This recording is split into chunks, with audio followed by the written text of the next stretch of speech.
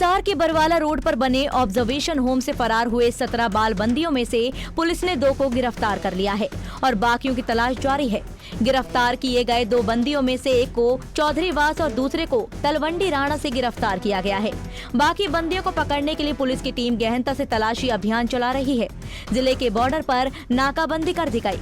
उधर कैदियों के भागने के बाद जिला उपायुक्त और जिला पुलिस अधीक्षक ने ऑब्जर्वेशन होम का दौरा किया और घटना की जानकारी लेकर जरूरी दिशा निर्देश दिए। कल 12 तारीख को सोमवार को शाम लगभग 6:30 बजे के करीब ये जो ऑब्जर्वेशन होम है यहाँ से लगभग 17 बच्चे हैं जो कि 3 लॉक सिस्टम था यहाँ पे, उसे ब्रेक करके बाहर निकले हैं और जो गार्ड्स ऑन ड्यूटी थे प्रिजन डिपार्टमेंट से उनके भी काफ़ी चोटें मारी गई हैं और वो काफ़ी जख्मी हुए हैं। तीनों के तीनों अस्पताल में भर्ती हैं और ये जो 17 लोग फरार हुए हैं इस ऑब्जर्वेशन होम से, उसमें से 2 लोगों को अभी तक पकड़ लिया गया है और बाकी सभी की तलाश में पुलिस लगी हुई है, पूरी हरियाणा पुलिस लगी हुई है और जल्द ही उम्मीद है कि ये सभी के सभी बंदियों को वापस पकड़ लिया जाएगा।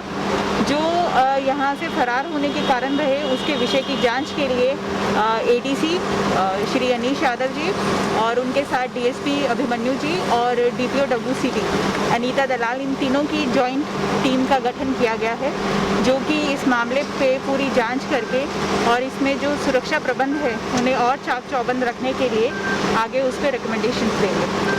मैडम, कहीं कोई आपको लगा कि सिक्योरिटी लैब से कुछ इस तरह की बात सामने आई? कोई हमने अभी पूरी CCTV की फुटेज देखी है। जो बंदी हैं उन्होंने जो लोकली ही अवेलेबल था उसी से लाठी वगैरह बना के उन्होंने जो तीनों गार्ड्स हैं उनकी बहुत ज़्यादा पिटाई की और क्योंकि ये लोग थोड़े ज़्यादा थे इसकी वजह से उन्होंने उन तीनों गार्ड्स को भी ओवरटेक कर लिया और आगे हमारी जांच के बाद में हम और स्पष्ट रूप से बता पाएंगे कि क्या कारण रहे थे जिसकी वजह से ये भागे।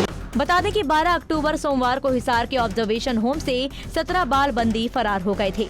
इन बंदियों ने ऑब्जर्वेशन होम के अंदर मौजूद 3 सुरक्षा कर्मियों पर हमला करके दरवाजों की चाबियां छीन ली और फरार हो गए। बाहर मौजूद गार्ड ने किस तरह मेन दरवाजा बंद करके बाकी बंदियों को भागने से रोका। घायल सुरक्षा कर्मियों को इलाज के लिए सामान्य अस्पताल में भर्ती करवाया गया। फरार बंदियों की घटना की जांच के लिए एडीसी, डीएसपी और डीपीओ WCG के नेतृत्व में टीम का गठन किया गया है। ये टीम बंदियों के फरार होने के कारणों की जांच करेगी। जो पकड़े गए हैं, एक बहल भिवानी का रहने वाला है और दूसरा लड़का जो ना रिटोली रोहतक में है वहाँ का रहने वाला है। बाकी की भी तलाश जारी है और संभावना है कि कुछ और लोगों को शाम तक जो है और उनको पकड़ लिया जाए। तो अगर अक्सर कौन से मामलों में बंद है? ये सभी जो मर्डर और अटेम्प्ट टू मर्डर, रेप या पोक्सो एक्ट के अंदर बंद है मोस्टली और मोस्टली इनमें से 10 लोग जो हैं वो रोहतक डिस्ट्रिक्ट के हैं, 5 झज्जर डिस्ट्रिक्ट के हैं और 2 बच्चे जो हैं वो हिसार के हैं यहाँ से जो गए। तो हिसार में अभी किस तरह की आपकी इनको पकड़ने के लिए नाकाबंदी की गई है? वो तो रात से ही चल रही है और जितना वैसे आपका ये फार्म हाउस है 250 एकड़ का, रात को भी कॉम्बिंग चलती रही और अब भी चल रही है। तभी ये 2 आदमी पकड़े गए हैं। एक आदमी पकड़ा गया है वहाँ चौधरीवास का जो टोल है राजगढ़ को जो जाता है, काफ़ी दूर है यहाँ से, पैदल निकल गए वो लोग वहाँ तक। और दूसरा जो है ना तलवंडी राणा के आसपास जो है वहाँ सर्च करते हुए। बाकी औरों की भी अभी सोर्सेज है हमारे पास में, लोकेशंस हैं और संभावना है कि कुछ और लोगों को भी शाम से पहले गिरफ्तार कर लिया।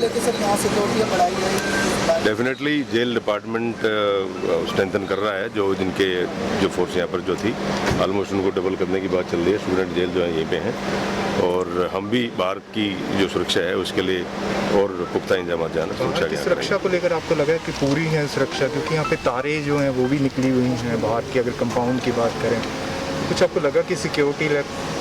नहीं, अभी तो इसकी एक कमेटी जो बनी है वो पूरे एंगल्स को देखेगी। उसके बाद में अगर कोई सिक्योरिटी लैब्स की बात आती है डेफिनेटली उसको करेक्ट भी करेंगे और कोई अगर लापरवाही मिलता है तो उसके खिलाफ हम डिपार्टमेंटल कार्रवाई भी करेंगे। ऑब्जर्वेशन होम से भागे बंदियों में से ज्यादातर कत्ल, हत्या प्रयास या रेप जैसे मामलों के तहत आरोपी है। इन सभी फरार आरोपियों को पकड़ने के लिए पुलिस की टीमें लगातार सर्च अभियान चला रही है। राज्य बाल संरक्षण आयोग की चेयरपर्सन ज्योति बैंदा ने कहा कि ऑब्जर्वेशन होम का ड्यूटी रोस्टर और CCTV कैमरों की जांच की जा रही है। किसी भी स्तर पर खामियां पाई गई तो जरूरी एक्शन लिया जाएगा। साथ ही बाल बंदियों की हियरिंग और काउंसलिंग की भी जांच की जाएगी। का चेक हुआ है। बाहर के कैमरे अभी हमने रिकॉर्डिंग निकलवा करके चेक कर रहे हैं। ड्यूटी रोस्टर भी चेक होगा और किस प्रकार से कौन लोग इसमें रिस्पॉन्सिबल रहे, बच्चों की पिछली हियरिंग केस का स्टेटस क्या था, ये सब चीज़ें अभी हम अंदर बैठकर जांच करने वाले हैं। मैम दोबारा से इस तरह की वारदात हुई है यहाँ पर मैम, और जो सिक्योरिटी अरेंजमेंट होने चाहिए था उसमें कोई भी अभी हाँ, उसको चेक करके बिल्कुल अगर उसमें खामियां पाई जाती हैं तो डेफिनेटली उसके अगेंस्ट एक्शन लिया जाएगा। रिस्पॉन्सिबल पर्सन को तुरंत उसके अगेंस्ट एक्शन होगा। जो कमेटी बनाई गई है उससे आप सेटिस्फाई हैं जो जांच के लिए? मैं अभी आई हूँ, मुझे जांच की कमेटी ध्यान में नहीं है, और लेकिन हम अपने कमीशन की तरफ से रिपोर्ट पब्लिक देंगे गवर्नमेंट को। बता दें कि हिसार में ऑब्जर्वेशन होम से बाल बंदियों के भागने की पहली घटना नहीं है। इससे पहले 2017 में भी 5 बाल कैदी यहां से फरार हुए थे। बताया जाता है कि ऑब्जर्वेशन होम के अंदर केवल 3 ही सुरक्षा कर्मी थे। नियमों के हिसाब से अंदर मौजूद सुरक्षा कर्मी अपने साथ कोई भी हथियार या डंडे नहीं रख सकते।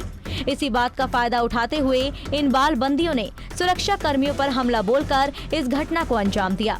अब देखना होगा कि पुलिस कब तक इन फरार बंदियों को दोबारा पकड़ पाती है। हिसार से विनोद सैनी, पंजाब केसरी टीवी।